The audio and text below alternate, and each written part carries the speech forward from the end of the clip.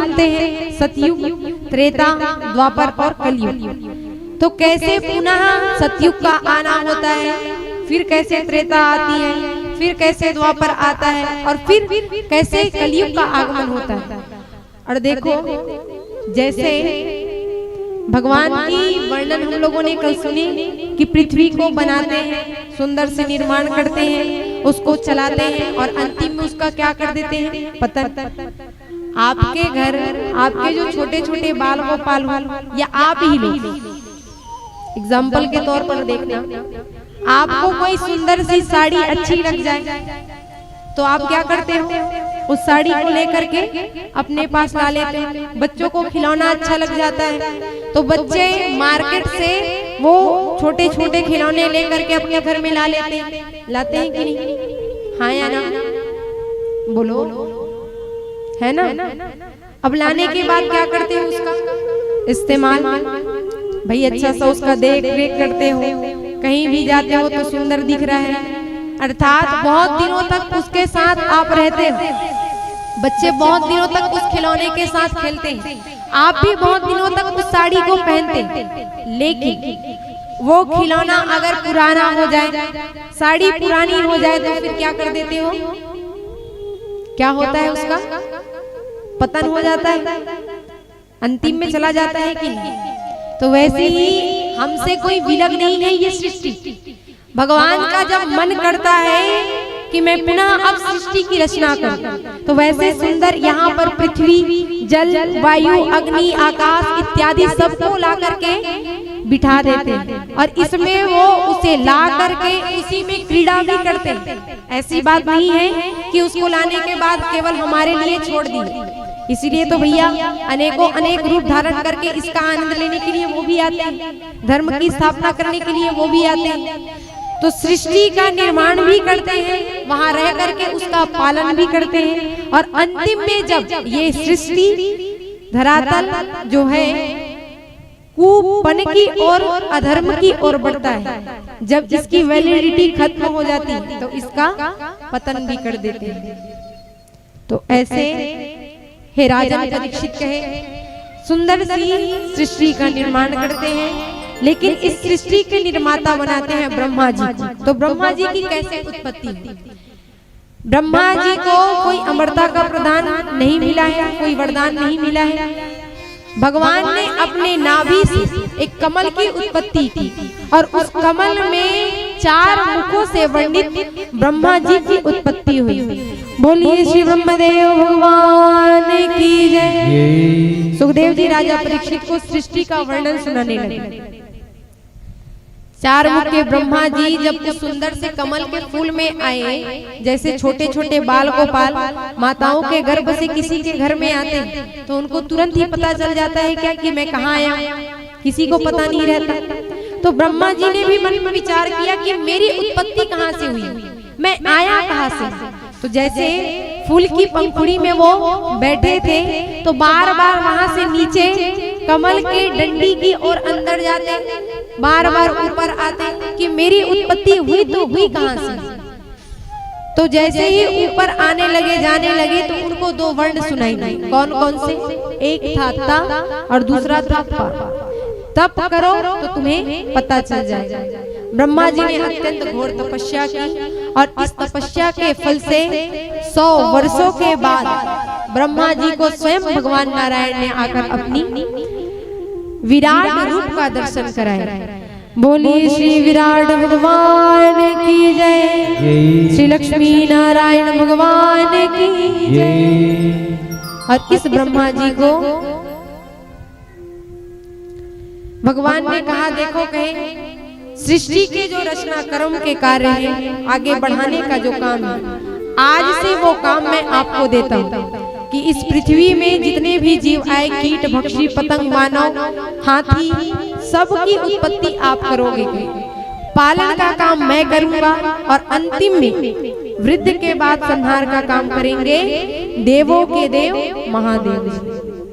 तो 3 के द्वारा ही 3 देव और 3 देवियों के द्वारा ही सृष्टि चल रही है। 3 देव हैं ब्रह्मा जी, भगवान श्री विष्णु जी और भगवान देवों के देव महादेव। 3 देवियां कौन है? तो 3 देवियां हैं, माता सरस्वती ज्ञान की देवी, माता लक्ष्मी धन की देवी और माता महाकाली। तो ऐसे 3 देवताओं के द्वारा, इन 3 देवियों के द्वारा सृष्टि के जो ये क्रम है सुंदर आगे बढ़ते हैं, पालन होता है और अंतिम में हर जीव का यहाँ से गमन भी होता है। सुखदेव जी राजा परीक्षित से कहते हैं, राजन ऐसे सुंदर धीरे धीरे करके इस पृथ्वी का निर्माण हुआ। ब्रह्मा जी ने अपने मंत्रोपचारों के द्वारा कई ऋषियों की उत्पत्ति की, कई महापुरुषों की उत्पत्ति की, जिसमें एक का नाम आता है कर्दम जी महाराज। भगवान के मानस पुत्र भी आए, सनक सनंदन सनातन सनत कुमार। नारद जी भी ब्रह्मा जी के ही पुत्र थे। नारद जी को भी कहा कि जाओ कहे सृष्टि के क्रम को आगे बढ़ाओ, लेकिन नारद जी तो ठहरे आत्मज्ञानी, और जिसको आत्म के बारे में पता चल जाए, भगवत भक्ति के बारे में पता चल जाए, फिर वो माया के इस भवसागर में फंसकर नहीं रहना चाहता।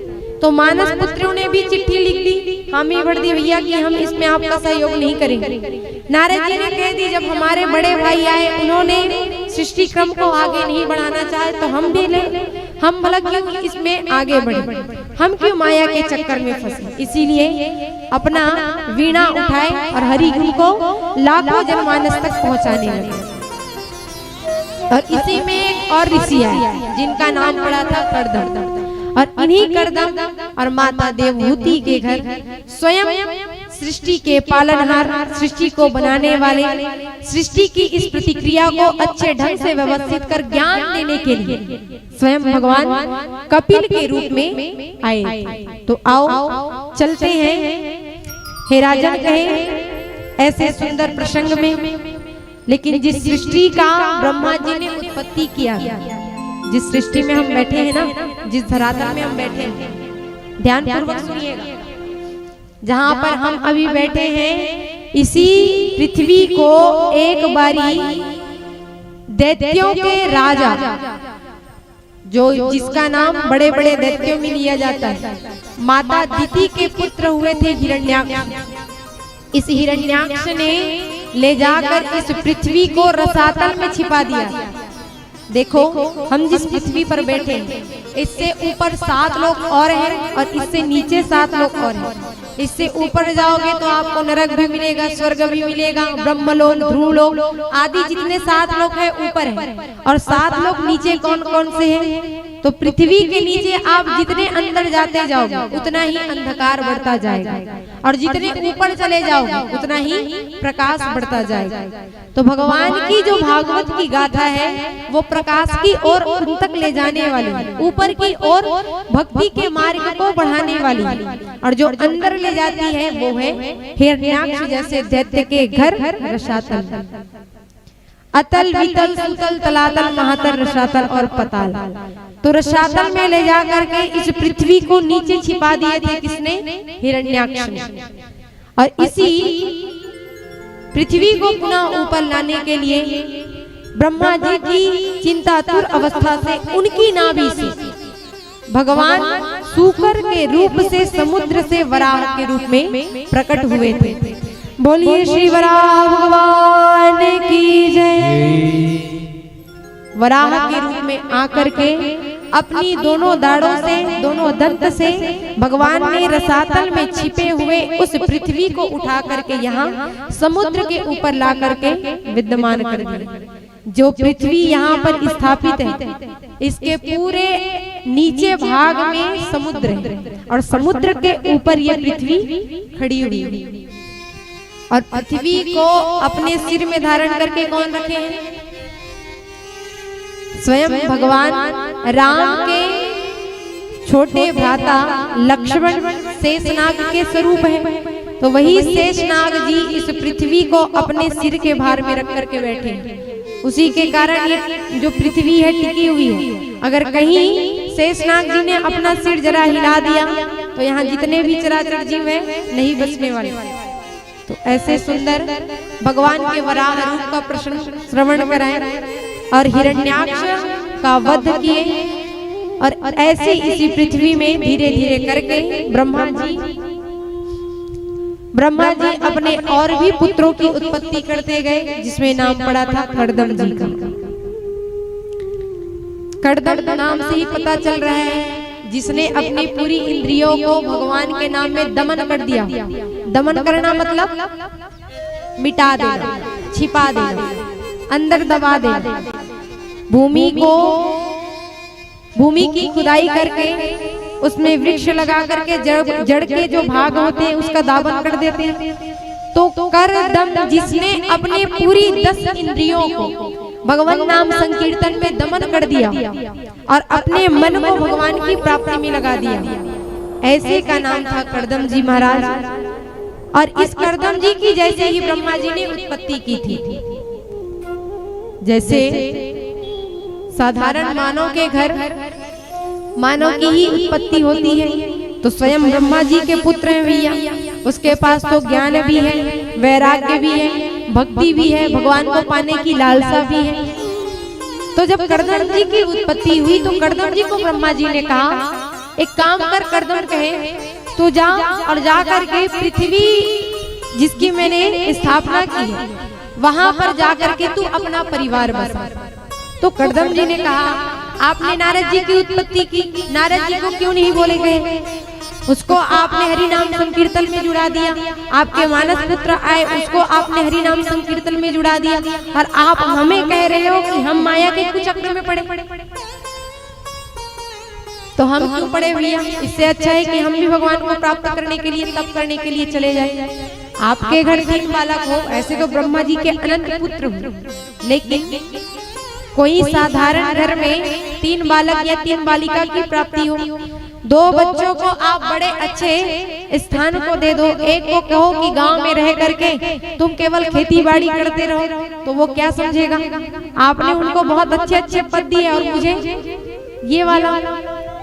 ऐसे तो हर पद हर कार्य कोई छोटा बड़ा नहीं होता, लेकिन भेद की बुद्धि सबके हृदय में चित्त में आ जाती है। तो कर्दम जी ने सोचा, जब मुझसे जो बड़े बड़े मेरे भाई आए, आपके जो बड़े बड़े पुत्र आए, उन सब ने भगवान को पाने का राह चुना, तो मैं भला क्यों माया का राह चुना? इसीलिए अपने पिता ब्रह्मा जी से कहा कि हे पिताजी, कहे हम भी भगवत प्राप्ति भगवान के चरण कमल तक, हरि नाम संकीर्तन तक पहुंचना चाहते हैं। तो अपने पिताजी को प्रणाम करके कर्दम जी सीधे ब्रह्मपुरी से पृथ्वी लोक आ गए, और पृथ्वी लोक में आकर के कर्दम जी ने अत्यंत घोर तपस्या की, भगवान नाम संकीर्तन का गान किया, और उनकी तपस्या ऐसे लगी कि न 1 वर्ष, न 2 वर्ष, न 5 वर्ष, पूरे 10,000 वर्ष तक कर्दम जी महाराज ने भगवान नारायण की भक्ति की थी। और इस भक्ति से स्वयं भगवान नारायण कर्दम जी के साक्षात समक्ष उनको अपना विराट रूप का दर्शन कराते हैं। और विराट रूप का जैसे ही कर्दम जी महाराज दर्शन करने के लिए अपनी दोनों आंखें को खोली, तो देखो तपस्या करने के लिए आंखें बंद करके बैठना बहुत जरूरी है। आंखें खोल करके अगर बैठोगे तो तपस्या नहीं होने वाली। पूजा जब भी करते हैं तो व्यक्ति कैसे करते हैं? आंख बंद करके, ताकि आंख बंद करने से जो योग मुद्रा है, योग मुद्रा में बैठने से भगवान तक जो बुद्धि है, भगवान तक जाने का जो रास्ता है, उसमें थोड़ा कठिनाई कम होती है। तो 10,000 वर्ष तक कर्दम जी ने अत्यंत घोर तपस्या की, और तपस्या का परिणाम स्वरूप ऐसा हुआ कि साक्षात कर्दम जी महाराज के समक्ष भगवान ने अपने शंख चक्र गदा पद्म इत्यादि के द्वारा अपने विराट रूप का दर्शन कराया। बोलिए श्री भागवत भगवान की जय। कर्दम जी ने भगवान के जब उस विराट रूप को देखा, तो विराट रूप को देख करके तो वो केवल हाथ जोड़ करके खड़े थे। आंख को खेला तो आंख को खोलते ही सामने दिखा उनको भगवान का रूप। इधर उधर जैसे ही देखे तो देखो ब्रह्मा जी ने धीरे धीरे करके कर्दम जी को उत्पत्ति की थी। लेकिन यहाँ पर विचार करने वाली बात है, केवल एक नारी से या केवल एक नर से पृथ्वी की रचना जो है आगे बढ़ सकती है क्या? नहीं। इसके लिए दो मानव, एक नर एक नारी, दोनों का आना बहुत जरूरी है। तो कर्दम जी की उत्पत्ति करने के बाद ब्रह्मपुरी में ब्रह्मा जी ने अपने कई पुत्रों की उत्पत्ति की, उनको कई जन्म दिए और अंतिम में जन्म दिए थे मनु और शत्रुपा को। और इन्हीं मनु शत्रुपा के द्वारा सृष्टि का जो ये क्रम है सब आगे बढ़ने लगे। मनु शत्रुपा से 3 बेटी हुई, 2 बेटे हुए, उनके कथा प्रसंग आगे श्रवण करेंगे। और उन्हीं से धीरे धीरे करके उनका जो परिवार है वंश आगे बढ़ा। तो कर्दम जी अब देखो तपस्या करने के लिए तो बैठे थे, इस 10 वर्षों में कितनी सृष्टि का जो क्रम है आगे बढ़ गया था। देखे तो यहाँ चराचर जगत कोई अपने माता पिता के साथ बच्चे खेल रहे हैं, पत्नी पति के साथ भ्रमण करती हुई दिख रही है, सब अपने परिवारजन के साथ खुश हैं। और ये दृष्टि, ये मन जैसे ही कर्दम जी ने अपनी बुद्धि में लाया कि कहाँ मैं इतना 10 वर्ष यहाँ तपस्या में लगा दिया, अरे वही मैं भी ये परिवार बसा लेता, हंसी खुशी अपना परिवार ला लेता, पत्नी आ जाती, बच्चे आ जाते, तब जाकर के मुझे भजन भक्ति करनी थी। स्वयं भगवान त्रिलोकी के नाथ उनके सामने खड़े हैं। आपके हमारे सामने मन की बात कहते तो समझ में नहीं आता, लेकिन कहते हैं ना कि यहाँ जो गलती कर रहे हो, यहाँ जो अच्छी काम आप कर रहे हो, आप जैसी अपनी बुद्धि में सोच रहे हो, हमें भले ही पता नहीं चल सकता, लेकिन त्रिलोकी के जगत के अधीता है, जगत के स्वामी है, क्या उनको ये बात पता नहीं चलेगी? आप लोग से पूछती हूँ, स्वयं भगवान खड़े हैं, कर्दम जी के मन में वो भावना जब उत्पन्न हुई है तो वो बात क्या भगवान को पता चलेगी कि नहीं? हाँ या ना? जोर से चलेगी ना? भगवान ने देखा, देखो कहे मेरी इतनी घोर तपस्या की और अंतिम में तपस्या करने के बाद इसकी बुद्धि वहीं आई जहां से मानव के बुद्धि जो है हटना चाहिए, लेकिन क्या हुआ? अभी चूंकि सृष्टि के क्रम को आगे बढ़ाना है और कर्दम कोई साधारण पुरुष नहीं है, ये तो स्वयं ब्रह्मा जी के पुत्र हैं। तो यहाँ पर कर्दम जी आंख खोल करके चारों तरफ देखते हुए भगवान के समक्ष खड़े थे, कुछ अपने मुख से बोले नहीं।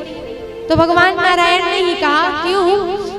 कर्दम कहे, तुम मेरी इतने दिनों से तपस्या कर रहे हो, मैं तुम्हारी तपस्या से प्रसन्न हूँ, तुम मुझे कुछ मांगो, उससे पहले मैं तुम्हें कुछ अच्छा सा प्रश्न श्रवण कराना चाहता हूँ, कुछ अच्छा इंफॉर्मेशन देना चाहता हूँ, कुछ अच्छी बातें बताना चाहता हूँ।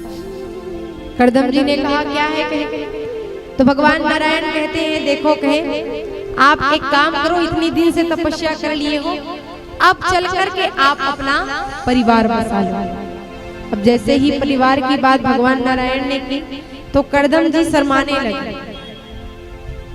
कर्दम जी ने कहा, हे भगवान, कहे हे नाथ, आप कैसी गलत गलत बात करते हो?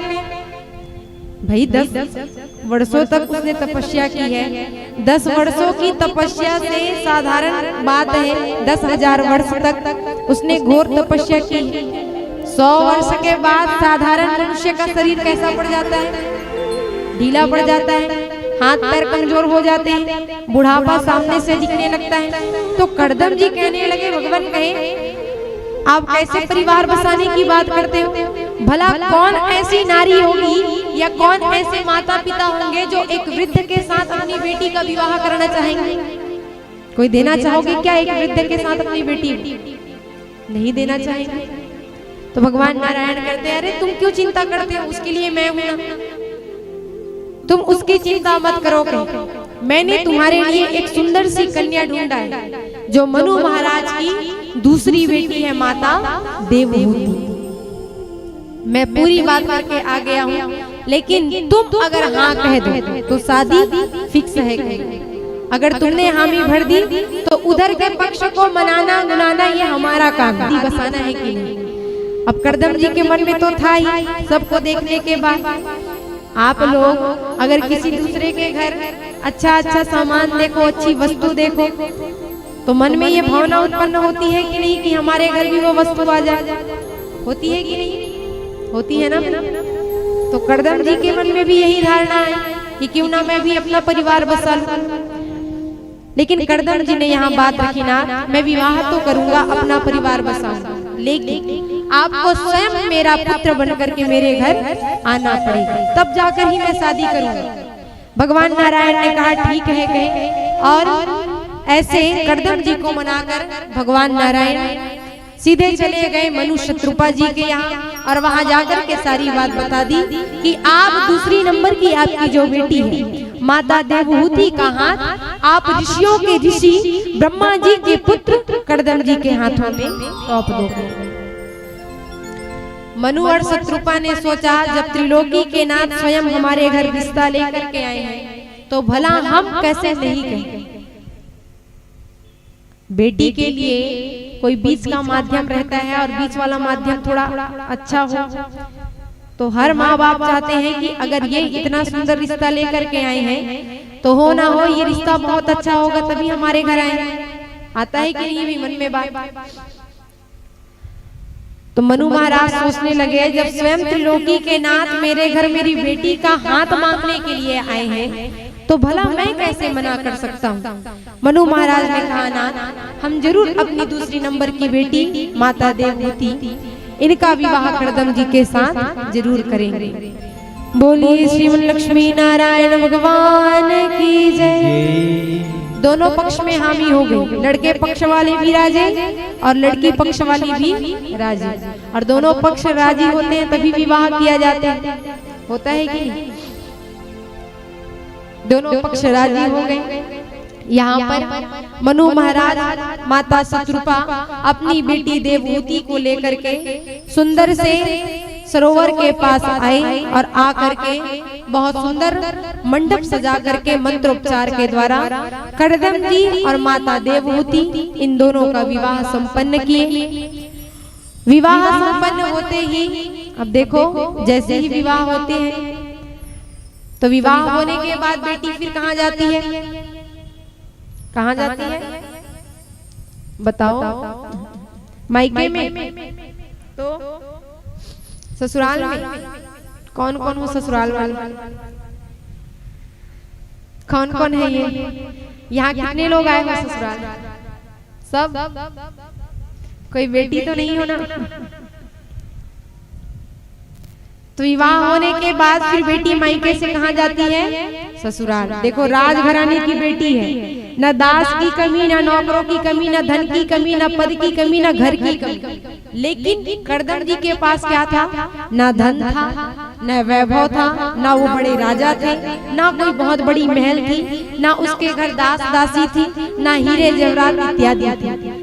लेकिन उस समय धन को नहीं देखा गया, उस समय देखा गया था तो केवल उसके मन को। और जिसके मन में बिहारी जी है, जिसके मन में स्वयं भगवान त्रिलोकी के नाथ है, फिर ऐसे के घर में तो स्वयं लक्ष्मी का ही अवतार होता है।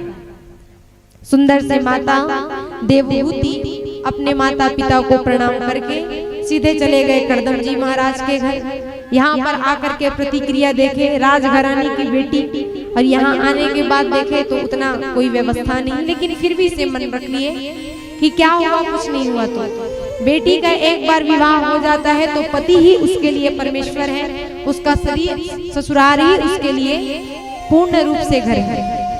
और ऐसे सुंदर माता देवहूति आई। और एक बात और बताइएगा, आप लोग या भी कोई माता हो कोई पुरुष हो, ससुराल में जैसे ही आते हो, मायके में जैसे ही जाते हो तो उनका पूरा शरीर शिथिल हो जाता है। एक गिलास पानी तक निकाल पीने की सार्थकता नहीं होती है कि नहीं, हाँ या ना। देखो भाई भागवत की यहाँ कथा चल रही है, इसका मतलब केवल हम ही नहीं बोलेंगे, आप लोगों को भी बोलना जरूरी है। माता पार्वती को जब कथा भगवान महादेव ने अमरनाथ में सुनाई तो यही कह करके कहा कि मैं जो भी बोलूं आप हूँ स्वामी जी स्वामी बोलते रहिएगा, जिससे हमें भी पता चले कि आप कथा सुन रहे हैं और हम यहाँ कथा कह रहे हैं। आपकी कहीं नींद पड़ गई तो कथा कहने में क्या भाव है ना। तो आप लोगों से भी हमारी प्रार्थना कि जब कुछ पूछा जाए तो उत्तर हाँ स्वामी जी स्वामी, या फिर हाँ ठीक है नहीं, कम से कम इतना तो कह सकते हैं। इतने बोलने की सार्थकता आप में भी है। तो माताएं जैसे ही अपने घर से अपने ससुराल से किसी दूसरे स्थान में जाए तो उसका शरीर कैसे हो जाता है, शिथिल, कमजोर। शक्ति तो सब चीज है, लेकिन मायके में जाते ही अगर उससे कह दे कि जा तो बेटी जा करके पानी ला करके मुझे दे, अरे अभी तो आई हूँ, आती ही आपने मुझे काम पकड़ा दिया, होता है कि नहीं। और ससुराल आते ही चाहे कितने भी थके हो, कितने भी कुछ अवस्था में हो, जा करके घर में देखते ही कहोगे अरे कैसे आपने घर को रखा है, मैं 2 दिन गांव क्या चली गई, बाहर क्या चली गई, आपने तो पूरे घर का माहौल ही बिगाड़ के रख दिया। और तुरंत आते ही काम चालू। माता देवहूति भी अपने मायके से ससुराल आई थी, छोटी सी गुफा थी, तो यहाँ पर गुफा में आते ही माता देवहूति ने कहा देखो कहे मैं अपने ससुराल आई और आई हूँ तो ऐसा तो नहीं रख सकती, क्यों, क्योंकि अब ये मेरा घर है और अपने घर को हर जीव हर माता साफ रखना पसंद करती है। तो माता देवहूति ने उठाया झाड़ू और झाड़ू लगाने लगी। तो उसी समय करदम जी ने सोचा देवी देखो कहे तुम तो अपनी क्रिया में लग गई हो, अपने काम में लग गई हो, तो क्यों ना हम 2 मिनट भगवान को याद करें। माता देवहूति ने कहा जी स्वामी आप भगवान को याद करोगे। और यहाँ पर माता काम करती रही, 1 घंटे हो गए, 2 घंटे हो गए, 3 घंटे हो गए, करदम जी अपने तपस्या से उठे ही ना। और ऐसे करते करते माता देवहूति और करदम जी की उस गुफा में कौन सी प्रवृत्ति होती है, कैसी प्रतिक्रिया होती है, सुखदेव जी राजा परीक्षित बहुत सुंदर वर्णन करते हैं। आओ। और ऐसे माता देवहूति करदम जी महाराज के घर में आए और देखो तपस्या उनकी 1, 2, 3 दिन नहीं लगी, ऐसी घोर तपस्या लगी कि सीधे 40 वर्षों के बाद उनकी तपस्या टूटी। अब नई नवेली दुल्हन आई है भाई घर में, और नई नवेली अगर कोई बेटी विवाह करके आए, उनके पति ही तपस्वी करने के लिए बैठ जाए तो माता क्या करती, एक होती तो तुरंत उसे छोड़ करके चली जाती। लेकिन माता देवहूति अपने पति के घर में रह करके अपनी पति की सेवा करके जो भी मिल गया उस निर्जल वन से, बेर मिल गए, फल मिल गए तो उसी को खा लिए, जल का पान कर लिए और उसी को खा पी करके अपनी पति की सेवा करती, गीले वस्त्रों से उनके शरीर को अंकित कर देती, नित्य प्रति पूजन करती, अर्चन करती, वंदन करती, प्रणाम करके उनकी तपस्या की उस स्थिति को दूर से ही देख करके बैठी रहती। इतनी घोर दोनों पत्नियों ने, पति और पत्नी दोनों ने मिल करके भगवान नारायण को याद किया।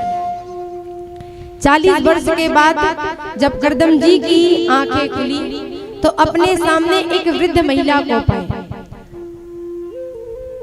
और तब उनको माता देवहूति की ज्ञात हुई कि मनु महाराज की दूसरी बेटी से मैंने विवाह किया था, वो नारी यही है। करदम जी ने कहा देवी तुमने मेरी इतनी दिनों से क्यों तपस्या की, चले जाना था तुम्हें अपने पिताजी के घर में। भाई देखो 1, 2 दिन, 1 महीने, 2 महीने की बात रहती तो बात अलग थी। 40 वर्षों तक माता देवहूति ने रह करके अपने पति की सेवा की और यहाँ स्वास्थ्य बिगड़ने पर महीनों तक भी माता अपने पति की सेवा नहीं करती, ना ही तो पत्नी की सेवा कोई पति कर पाते। करदम और माता देवहूति के प्रसंग से मिलना चाहिए, ये सीख मिलनी चाहिए कि अगर 2 जोड़े हैं, पति पत्नी है, तो मरते दम तक दोनों का साथ निभाना चाहिए। ऐसा नहीं है कि बिगड़ी परिस्थिति में पति को छोड़कर चले जाओ या बिगड़ी परिस्थिति में पत्नी को छोड़ के चले जाओ।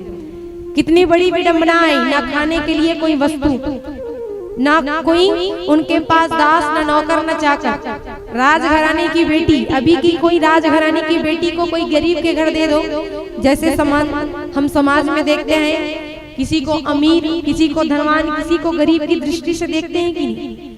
उसको किसी के साधारण घर में ला दो तो वो तो आधे से ज्यादा अपना जीवन बड़ाई में ही निकाल देगी। मैं सोने के चम्मच में खाना खाती थी, सोने के थाल में खाना खाती थी, नौकर मेरे आगे पीछे घूमते रहते थे। लेकिन जो भगवान से जुड़े हो वो सब चीज को त्याग कर केवल भगवत भक्ति में ही अपना दिन व्यतीत करना पसंद करते हैं, जो कि माता देवहूति ने किया। आजकल वो देखने को मिलेगा क्या? तो ऐसे माता देवहूति ने बहुत अच्छे से शुद्ध मन से अपने पति की सेवा की। लेकिन कहते हैं ना कि समय में जो आप काम किए रहते हो उसका एक दिन नित्य प्रति फल जरूर मिलता है, भले ही देर से सही, लेकिन हर अंधेर रूप में, हर अंधेर कमरे में एक दिन जरूर प्रकाश होता है, जरूर उजाला आता है। ऐसे ही 40 वर्षों के बाद जब पूरी बातें ज्ञात हुई तो करदम जी ने माता देवहूति के हाथ को पकड़े और पकड़ करके एक सुंदर से वही वन में उनके कुटिया के समक्ष सरोवर था। सरोवर मतलब होता है तालाब। वहां पर ले जाकर के दोनों पति पत्नी ने स्नान किया। जैसे ही 3 बार डुबकी लगाई तो बूढ़ी माता देवहूति हो गई एक सुंदर सी 18 वर्ष की कन्या और करदम जी महाराज हो गए नवयुवक। एक 21 साल के जो नवयुवक की स्थिति होती है, रूप रंग होता है, वैसे करदम जी महाराज और सुंदर कन्या के रूप में माता देवहूति। और ये सब कैसे हुआ? ये सब हुआ तप और बल के प्रभाव से। करदम जी ने अपने कमंडलू से जल निकाले और जल निकाल करके जैसे मंत्रोपचार से छिड़काव किए तो सुंदर से बहुत बड़ी राजघराने की उत्पत्ति हो गई। हजारों दास दासी नौकर धन संपत्ति इत्यादि उस भवन में आ गए। और उस भवन में सब आने के बाद करदम जी ने एक सुंदर से विमान लाए। उस विमान में अपनी पत्नी माता देवहूति को बिठाए और विमान में बिठा करके पूरे इस पृथ्वी का भ्रमण कराया। जहाँ जहाँ पर भगवान के अवतार हुए, लीला हुई, उन सब का दर्शन कराए। और ऐसे कई हजारों वर्षों तक इन दोनों ने पूरी पृथ्वी का भ्रमण किए, दोनों पति पत्नी मिलकर। इसीलिए हर जीव को चाहिए जब अगर उनका विवाह हो जाए तो अकेले किसी तीर्थ यात्रा की भ्रमण नहीं करनी चाहिए। अपनी पति को, अपने पत्नी दोनों साथ में हो तब जाकर के तीर्थ का भ्रमण करना चाहिए। तो ऐसे सुंदर भगवान के किए हुए अवतारों का दर्शन किया। और समय बीतने के बाद, कई हजार वर्षों के बाद, ऐसे तो समय निकलते गए, माता देवहूति और करदम जी महाराज से 9 कन्याओं की उत्पत्ति हुई। बोलिए श्री आदि शक्ति महामाया देवी की जय। चूंकि करदम जी ने भगवान नारायण से कहा था कि आपको मेरे घर स्वयं मेरे पुत्र के रूप में आना पड़ेगा। चाहते तो भगवान उनके पुत्र के रूप में पहले ही आ जाते, लेकिन सृष्टि के क्रम को आगे बढ़ाना है। भगवान ने भी दिमाग लगाया, मेरे जाने के बाद करदम वही प्रतिक्रिया करेगा, फिर से तपस्या के लिए चला जाएगा। तो इसीलिए अपने से पहले उन्होंने 9 कन्याओं की पहली उत्पत्ति माता देवहूति के गर्भ से कराया। और इन 9 कन्याओं के बड़े होते ही करदम जी ने, माता देवहूति ने बहुत बड़े बड़े ऋषियों संतों के साथ इनका विवाह किया। जैसे प्रसंग आता है, माता देवहूति करदम जी की पहली